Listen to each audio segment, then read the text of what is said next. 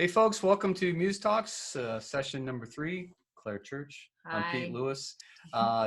Today we have Luke and Stephanie, good friends who have played at the Muse a lot, great players. They're just going to lead off with a song for us, and then we'll get into some conversation. Well, I think we need to tell the people that it's Bettman and Halpin we're talking to. Thank you, Claire. Claire. Yes. Bettman and Halpin. I mean, at these times, marketing is really important, you know? For real. Yeah.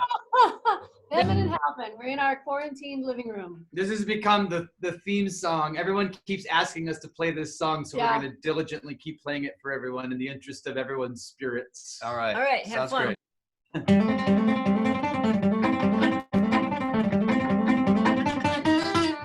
Mom said, keep that stiff upper lip. Take it on the chin, don't ever let them see you slip. But I think my chin is shattered, upper lip is torn and tattered, and I just can't seem to keep a stiff upper lip. Gonna build myself a heart of stone. Gonna build me a mansion and live in it alone. Don't want a broken heart again, can't dust me off and start again. I just can't seem to keep a stiff upper lip. Mom said, keep that stiff upper lip. Take it on the chin, don't ever let them see you slip. But I think my chin is shattered, upper lip is torn and tattered, and I just can't seem to keep a stiff upper lip.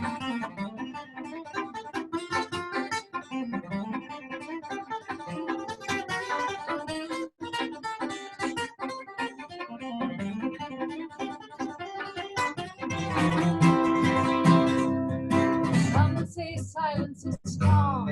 And there are times when I suspect my mama may be wrong. Still others say there's only strength and flexibility. You ask me, I cannot say I'm crying right. Mom said keep that stiff upper lip. Take it on the chin, don't ever let him see you slip. But I think my chin is shattered, upper lip is torn and tattered, and I just can't seem to keep a stiff upper lip. 2, 3, 4. I know I'm an angel, no matter what you say. As if I were, I wouldn't fear to give my heart away. I keep bubbling with forgiveness, not affected by business, and I wouldn't have to try to keep a stiff upper lip.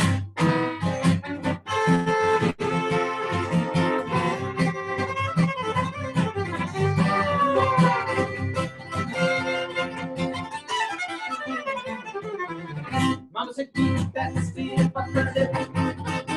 Take it on the chin, don't ever let him see you slip. But I think my chin is shattered, upper lip is torn and tattered, and I just can't seem to keep a stiff upper lip. Mama said keep that stiff upper lip.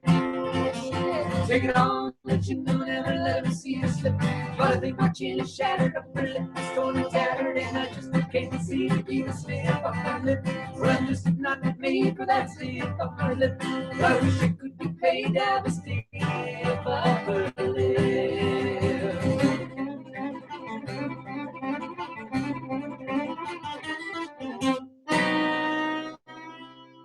Yeah.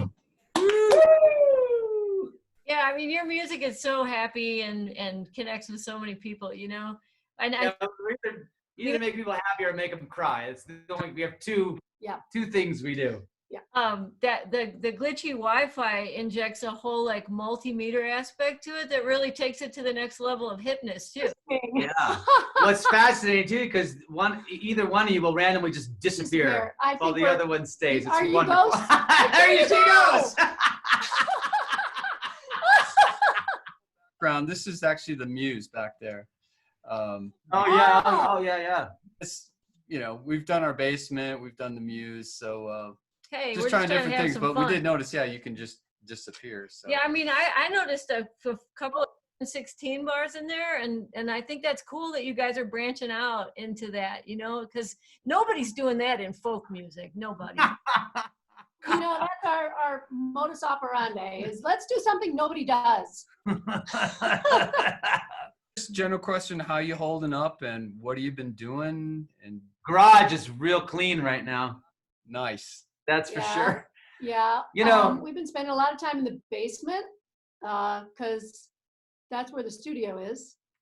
So, we're working very slowly. It's kind of an interesting time because, all the gigs getting canceled is a bummer, but other than that, life is pretty much the same. I mean, I guess I'm not seeing as many friends, but we're like, it's almost like gleefully like, ha, ha, ha, ha, we get to live in the basement in the studio. So yeah, you know, I feel like I was snapped out of something, like just overwhelming overwork and busyness, just looking ahead and thinking I can't possibly get to the end of the next few months because I'm doing way too much. yeah. So I'm really, you know, obviously we're all stressed out and fearful and all that, but like I really like this pace of life. I know, I keep thinking and we need to keep it somehow. Yeah, you know, I feel so similar, Claire, because I feel like I was looking at a never-ending to-do list that was, I mean, I was getting pretty comfortable with the fact that it was just never going to get done. Like all these things are just never going to get done. And now things They're not getting done on They're purpose. still not getting done. But I don't care. It's like the pressure's off, which is nice. It's also, you know, yeah, it's weird. It's weird. And it's the fact that we can't get together with our friends. That's, I mean, I'm an introvert, so I'm used to being alone, and it's okay for a certain amount of time. But I find in the last day or two, I'm waking up and I'm going, oh, right, wait, no, I can't go meet up with that friend for lunch. Like I'd really like to this morning, but no, I really can't, can I? Well, and I've been forced to do the online lesson thing, which I have been resisting for years, and it turns out I actually like it more than I thought. So that's something that I'll probably continue to do regardless of the world circumstances. You like it in what respect? Well, number one, well, two respects was that like the other night I did 2 hours in a row. And when I do 2 hours in a row, which is not that many hours for teaching, but 2 hours in a row with actual humans, I find myself kind of tired, and I felt it was like effortless online for some reason. It's one of the things I like. Just it feels more doable energetically. And then also I find myself having to explain better what I want them to do versus just showing all the time. It's just easy to go do this or do this, you know. It's kind of nice to have to say, now put your first finger on the 3rd fret of the, it forces me to get a little bit more engaged in the actual teaching and then maybe explain some theory a little bit better that I forget to do because it just seems all natural. And I'm like, play that. Yeah. That's yeah. It's you got to think a little bit differently. I think what I'm hearing from a lot of people is that they can't wait to go out and hear music, live music, and like maybe they put that on the back burner and other things were a priority, but now it's like, wait, we realize how important this is to hear live musicians play. And I mean, I hope the whole community feels that way. And you know, I hope so too. Yeah, I hope that's something that's going to maybe come from this. I'm hoping that this is an opportunity for people to kind of examine their priorities and recognize that some of the things we were prioritizing aren't really that important, and some other things that we maybe were continuing to kind of think or just sort of take things for granted. Maybe we recognize the value, and I think the arts is one of those things, and certainly live performance, because that was the first thing to get axed, you know. Yeah. Well, I was talking to our yoga friend yesterday, and was speculating that when this is done, I would imagine that the venues and the yoga studios are going to be packed. Oh yeah. You know, I hope, and then hopefully it'll stay that way.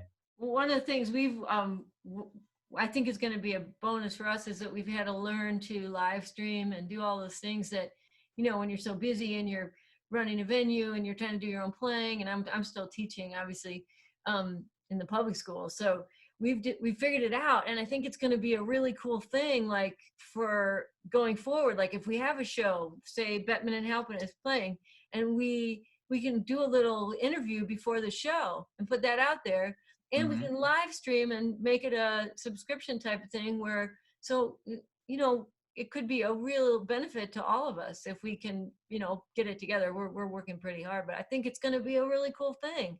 So basically. Yeah, definitely. So what's your background, you guys? I know Stephanie in particular has a very interesting background, and I think it would be interesting for viewers to know that. Well, let's see. I guess you're referring to my background as an actress and a trapeze artist? Yes. Is that what you're referring to? Yeah. my former Not to life. mention the opera degree. Well, there was that. Yeah, I lived a lot of life. I'm kind of like a cat. I'm in my 4th or 5th life right now. There was clowning in there There too was somewhere. clowning. There was definitely circus. There was definitely a pretty big love affair with circus for a while, which mainly I was an aerialist. How Did some clowning, did some juggling. I was never that good at it. But I spent a lot of time as an actress too, and lived in LA and lived in New York and lived in Chicago, and in the opposite order. Yeah, and every now and then I think to myself, how can I make all of those things come together in some sort of amazing, like, theatrical musical performance band thing. He doesn't know, but I have plans for him. Sure, whatever. Just tell me what to do. I don't know what it's going to be yet, but I don't know. We'll see. I have various visions, and I'd like to incorporate all of those different facets of my life and my previous lives, and who knows how it'll all come together. But yeah, I sometimes miss those days of hanging from my knees and, being in plays and dancing. I always wonder. Sorry, what? I always wonder, how do you learn to do something that risky? Are you like cabled onto the thing when you're learning so you don't die?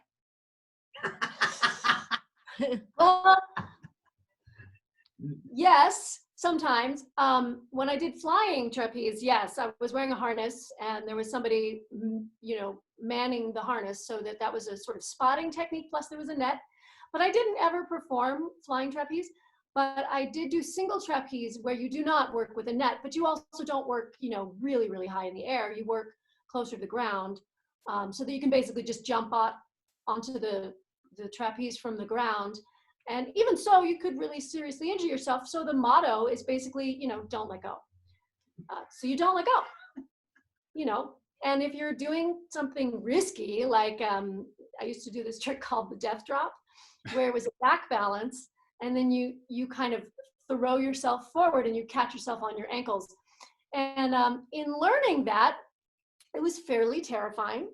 I did have a coach who worked with me, and she spotted me the first few times, and then you just do it. And I found, actually, interestingly, I found visualization to be a huge tool for working on the trapeze, because sometimes there was a move that maybe wasn't even that, like, seriously dangerous, but it just had me freaked out.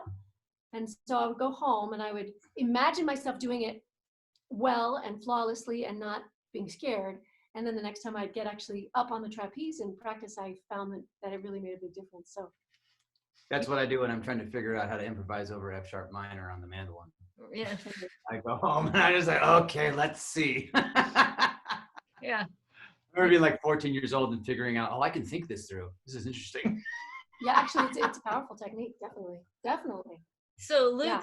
tell us about your background a little bit. Oh yeah, well, to me it's boring, but I guess it's not. I was in a family band when I was 8 years old. That was where it all started.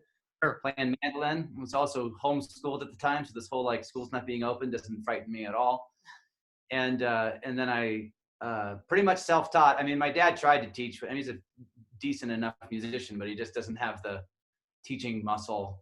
He would do that thing where I'd say, "Hey, Dad, what's that chord?" And he'd say, "Well, it's like 5 chords, and you could do it 9 different ways." And it's like, yeah, that's not helping me. I'm 9, So I got a book and I taught myself basically how to play the mandolin. That was my first instrument. And then I took like a month of Suzuki violin at the local college when I was like 9, I think, or 10. And I hated that. I just was so nervous. I don't like teachers. Not as a general rule, but I don't like being taught. And then I rewind back up. And then I took 2 lessons from this barnyard fiddle guy, which I enjoyed the fiddle playing. I just, again, couldn't handle the pressure of having to do things right. I think I was putting that pressure on myself, but whatever. So I remember after the second lesson, I told my dad, I said, well, I know how to read music. So take me to the music store. I'm going to buy all the books and I'll just teach myself because I want to play it, but I don't want to take lessons anymore. Well, I think you guys are both virtuosos on your instruments. And that's one of the reasons I enjoy the band so much, because I'm like super hard to impress, to be honest with you. Good. We work so hard at it then. Thanks. You know what I mean, though. Bluegrass musicians and folk musicians in general, especially bluegrass, I got to say, they can be pretty virtuosic. And like when somebody can really play their instrument well, I love that. I mean, I can get something out of people who play simply and all that stuff too, but like hearing somebody really be great at their instrument, it's fun. And also all your songs are so relatable and people love to hear stories, you know, so. Yeah, I kind of love the evolution of the duo that it, or whatever we like. Sometimes we're not just a duo, but the core that I was always about just the instruments and wanting to be an instrumentalist. And then I met Stephanie, and then the harmony thing happened. And then we became this band that on any given song, it can be fairly simple. And I love the fact that, and then there can be this, oh, by the way, there's this other thing we can do. So for me, it's been a process to turn it into more of a flavor than like the whole point. And that's been a really great evolution as a musician for me. How long have you guys played together? 12 years, or has it been longer now? Somewhere in the 12 year. Working on 13 years. We met and started working together. Actually, oh my gosh, March. It's March. So we're like on our 13th year anniversary of meeting and starting to work together. That's fantastic. It's 2007. I think it does take a long time to gel, you know, musicians, and it's a real special thing when you have the same group together. Yeah. Because a lot of times you just go to the gig and you play with these guys who may be great musicians, but then you go do other things, you know, so it's a thing you guys got, and you can tell, you know, how you play so well with each other. And you have a new project coming up? We do. CD number 7 is in the works. Yeah. That's a lot in 13 years. Holy crap. Well, yeah, and we're rushing because we have 3 we need to make. We have them all figured out. We just need to make them. Well, there's 5 really, but we're trying to keep it focused. Do you want to play ideas? Sorry, what? Play something from the new one? Yeah, absolutely. Okay, now this is really new, so I don't actually know what I'm going to play on the fiddle, so we'll see what happens. I don't know exactly what I'm singing harmony, but it's super. I think I do. I'm acting like I don't, but I do. You guys, we're jazz musicians. We never know what we're going to play. Just make it up. That's right. Okay. No pressure. Okay, we want to talk about what the record's going to be so they understand why we're doing this strange song. So you've referred to us as bluegrass musicians, and thank you. That is flattering. I mean, Luke is no doubt a bluegrass musician. I don't know what I am, but I'm eclectic, and I can't make up my mind. So we're doing our next CD is going to be an American Songbook CD, partly because I grew up learning all that music, and that's how I started singing, and partly because my mom has been hounding me for the last 15 years to record some of these songs. So we're going to do it. So we started in on it, and I have spent the last 13 years writing originals, so I kind of can't help myself, and I've written a couple of originals that are in the style of American Songbook. So we're talking Gershwin and Cole Porter and Irving Berlin and that sort of thing. So this one is by Bettman, and it's new, and hopefully you like it. I was walking along, lost in my thinking, doing the things that I do. One day I decided to look deep inside, and to my surprise, I found you. How did you get in my heart? How did you get in my soul? How did this thing ever start? How is it I didn't know? How did you get in my heart?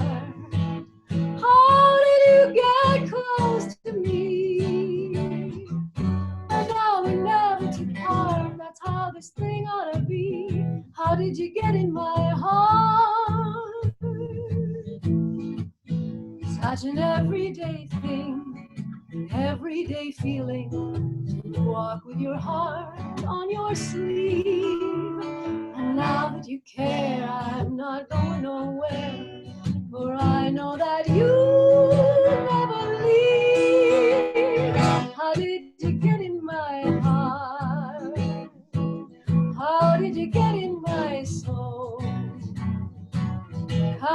this thing ever start? How is it I didn't know? How did you get in my heart? How did you get close to me?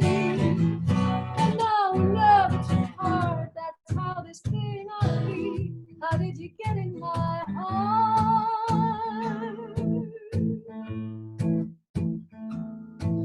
Now that I know you're there, I spend my moments dancing on air. There's no way to explain how you got in my veins. Perhaps you were always there. How did you get in my heart? How did you get in my soul? How did this thing ever start? How is it I didn't know? How did you get in my heart? How did you get close to me? And now we're never to part. That's how this thing ought to be. How did you get in my heart? How did you get in my heart? How did you get in my soul? How did this thing ever start? How is it I didn't know? How did you get in my heart? How did you get close to me? And now we're never to part. That's how this thing ought to be. How did you get in my heart? And now we're never to part. How did you get in my heart?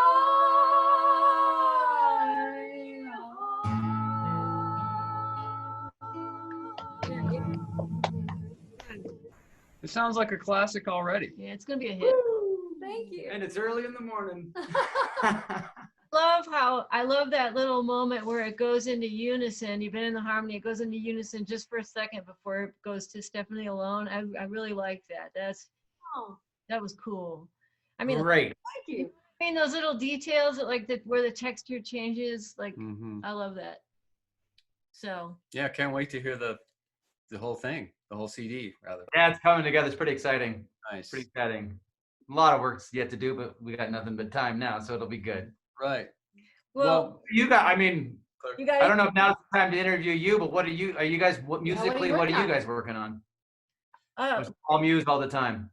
we've been doing a lot of Muse stuff, to be honest with you. We've also had a lot of time to practice. And Pete's doing some writing. Of course, he's always writing arrangements for himself and other people, but you know, it's been great to just have extended time to practice and you know, take my time and not always feel like I gotta stop, I gotta get going, stuff to do. So Oh yeah, I bought a ukulele that showed up yesterday, and I played that thing for 6 hours yesterday, and it was just like sheer joy. yeah, so we're really, you know, you guys are a favorite, as you know, at the Muse. So we're really looking forward to having you back. Oh, by the way, it's Claire's birthday today. Oh yeah. Hey!